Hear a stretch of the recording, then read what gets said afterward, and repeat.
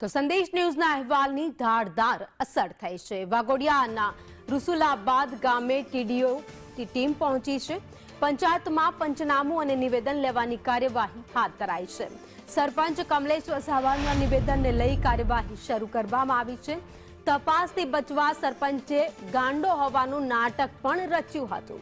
તો સરપંચ અને ડેપ્યુટી સરપંચ સામે ભ્રષ્ટાચારના આક્ષેપ કરવામાં આવ્યા છે। તો વડોદરાના વાઘોડિયાના રસુલાબાદ ગામમાં સરપંચ અને ઉપસરપંચ દ્વારા ભ્રષ્ટાચારના આક્ષેપ મામલે હવે તપાસ તેજ કરવામાં આવી છે। તાલુકા વિકાસ અધિકારીની ટીમ ઘટના સ્થળે પહોંચી ગઈ છે અને રસુલાબાદ ગામ પંચાયતમાં પંચનામું અને નિવેદનો લેવાની શરૂઆત કરી દેવામાં આવી છે। સરપંચનું નિવેદન લઈ કાર્યવાહી કરવામાં આવી રહી છે।